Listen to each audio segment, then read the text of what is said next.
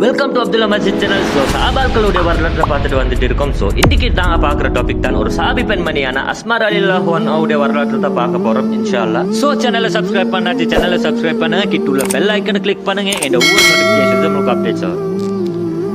நபிகள் நாயகம் ஸல்லல்லாஹு அலைஹி வஸல்லம் அவர்கள் நெருங்கிய தோழருமான இஸ்லாத்துல முதல் கலிஃபா ஆன அபூபக்கர் சித்திக் ரலியல்லாஹு அன்ஹு அவர்களுடைய மூத்த மகள் தான் அஸ்மா ரலியல்லாஹு அன்ஹா அவர்கள்.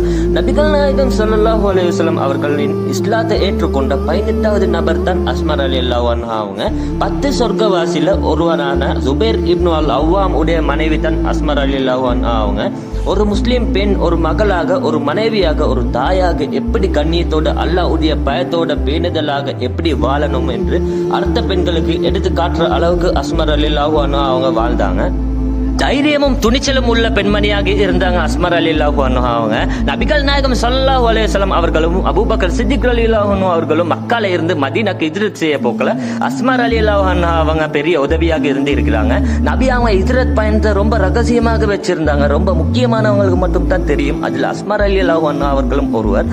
மக்கா குறைஷிகள்கிட்ட இருந்து தப்பித்து நபிகளாரும் அபூபக்கர் சித்திக் ரலியல்லாஹு அன்ஹு அவர்களும் ஒரு குகையில தங்கி இருந்த போது யாருக்கும் தெரியாம உணவு செஞ்சுட்டு வந்து கொடுப்பாங்க அஸ்மா ரலியல்லாஹு அன்ஹா அவங்க. நபிகளாரும் அபூபக்கர் ரலியல்லாஹு அன்ஹு அவர்களும் மக்கால இருந்து வெளியே இறங்கின அடுத்த செகண்ட்லே அபூஜஹலும் மற்ற காஃபிரும் குறைஷிகளும் அஸ்மா ரலியல்லாஹு அன்ஹா அவர்களை வீட்டை தட்டி உன் தந்தை எங்கே அப்படின்னு கேட்கிறாங்க. அதற்கு அஸ்மா ரலியல்லாஹு அன்ஹா அவங்க எனக்கு தெரியாது அப்படின்னு சொல்றாங்க. உடனே அந்த அபூஜஹல் அஸ்மா ரலியல்லாஹு அன்ஹாவுடைய கன்னத்தில் ஓங்கி அரைஞ்சு விட்டாங்க. குகையில இருந்து கிளம்பி மதீனாக்கு பயணம் செய்ய தயாராகினாங்க நபிகளாரும் அபூபக்கர் சித்திக் ரலியல்லாஹு அன்ஹு அவர்களும். இவர்களுக்கு உணவையும் தண்ணீரையும் தயார் செஞ்சாங்க அஸ்மா ரலியல்லாஹு அன்ஹா அவங்க. உணவையும் தண்ணீரையும் கேட்டதுக்கு கயிறு எதுவும் கிடைக்கல. அந்த நேரத்தில் அஸ்மா ரலியல்லாஹு அன்ஹா அவர்களுக்கு ஒரு யோசனை வந்துச்சு. அவங்க இடுப்புல கெட்டின துணி பெல்ட்டை அவுத்து அதை ரெண்டுக்கா கிழித்து 2 பையன் ஈஸியாக கெட்டினாங்க அஸ்மா ரலியல்லாஹு அன்ஹா அவங்க. இவ்வளவு புத்திசாலித்தன கண்ட நபிகளாரு அஸ்மா ரலியல்லாஹு அன்ஹா அவர்களுக்கு இருவார் உடையவரே என்று அழைக்கப்பட்டாங்க. அஸ்மா அவர்களின் புத்திசாலித்தனத்திற்கு மேலும் ஒரு உதாரணம், அவங்க தந்தை மதீனாக்கு ஹிஜ்ரத் செஞ்ச போது அஸ்மா ரலியல்லாஹு அன்ஹா அவங்க பார்ட்னர் அபூபக்கர் சித்திக் ரலியல்லாஹு அன்ஹு அவர்களின் தந்தை பேரு அபு குஹாஃபா. அப்ப அவங்க இஸ்லாத்தை ஏற்றுக்கொள்ளல. அவங்க அஸ்மா ரலியல்லாஹு அன்ஹா கிட்ட கேட்கிறாங்க, அபூபக்கர் உங்களை தனியே விட்டு காசு பணம் ஒன்றும் கொடுக்காம போயிட்டாரா அப்படின்னு கேட்கிறாங்க. அந்த நேரத்தில் அவங்க பார்ட்னர் கண் பார்வை இல்லாத நிலைமையில இருந்தாங்க. அதற்கு அஸ்மா ரலியல்லாஹு அன்ஹா அவங்க என்ன செஞ்சாங்கன்னா சின்ன சின்ன கற்களை எடுத்து பணம் பையில் போட்டு அவங்க பணம் பையில் மீது தன் பார்ட்னர் கையை வைத்து அவங்க நமக்காக எவ்வளவு பணத்தை வச்சுட்டு போயிட்டு அப்படின்னு சொல்றாங்க. அஸ்மா ரலியல்லாஹு அன்ஹா அவர்கள் தன் கணவருடன் மதீனாக்கு ஹிஜ்ரத் செய்தாங்க. அந்த நேரத்தில் அஸ்மா ரலியல்லாஹு அன்ஹா அவர்கள் கர்ப்பமாக இருந்தாங்க. கூடவே ஆயிஷா ரலியல்லாஹு அன்ஹா அவர்களையும் தன் தந்தை 2வது மனைவியான உம்மு ருமானையும் ஹிஜ்ரத் செய்ய கூட்டிட்டு போனாங்க. மதீனாக்கு வந்த கொஞ்ச நாட்களிலே அஸ்மா ரலியல்லாஹு அன்ஹா அவர்களுக்கு ஒரு ஆண் குழந்தை பிறந்தது. ஹிஜ்ரத்துக்கு பிறகு முஹாஜிரின்களின் அதாவது மக்கால இருந்து மதீனாக்கு பிறந்த முதல் குழந்தை இதுதான். அந்த குழந்தைக்கு அப்துல்லா என்று பேர் வச்சாங்க. நபிகள் நாயகம் ஸல்லல்லாஹு அலைஹி வஸல்லம் அவர்கள் அந்த குழந்தையை கையில் வாங்கி பேரிச்ச பழத்தை தன் வாயில் வைத்து அந்த குழந்தைக்கு ஊற்றினாங்க. அதுக்கப்புறம் அந்த குழந்தைக்காக வேண்டி துவா செஞ்சாங்க நபிகள் நாயகம் ஸல்லல்லாஹு அலைஹி வஸல்லம் அவர்கள்.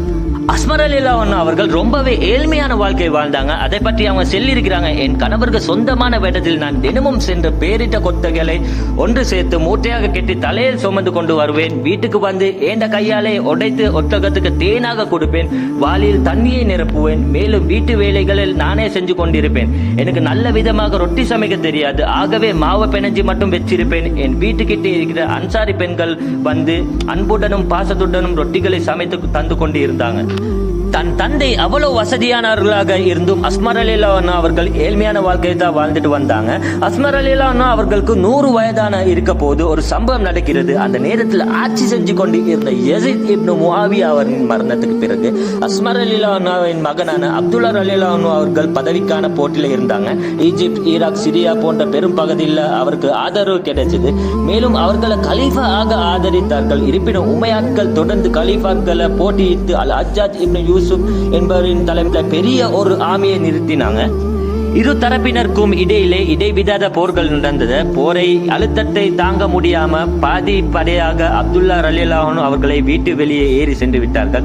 இறுதியாக அப்துல்லா ரலியல்லாஹு அன்ஹு அவர்கள் மக்காவில் உள்ள புனித மசூதில் தஞ்சம் புகழ்ந்தாங்க. அந்த நேரத்தில் தன் தாயான அஸ்மா ரலியல்லாஹு அன்ஹா அவர்களை சந்தித்து நடந்த எல்லாத்தையும் கூறி, நான் இப்போது சரணடைய வேண்டுமா இல்லாட்டி நான் தொடர்ந்து போராட வேண்டுமான்னு கேட்கிறாங்க. அதற்கு அஸ்மா ரலியல்லாஹு அன்ஹா அவர்கள் போராடும்படி சொல்றாங்க. அந்த மக்கள் என்னை கொண்டு எனது உடலை பலவிதமாக கோரைப்படுத்தி விடுவாங்க அப்படின்னு பயம் எனக்குள் இருக்குன்னு சொல்றாங்க. அதற்கு அஸ்மா ரலியல்லாஹு அன்ஹா அவர்கள் சொல்றாங்க, ஆட்டை அறுத்த பிறகு அதனுடைய தோலை உரிப்பதனால் அதற்கு எந்த ஒரு வேதனையும் கிடையாது.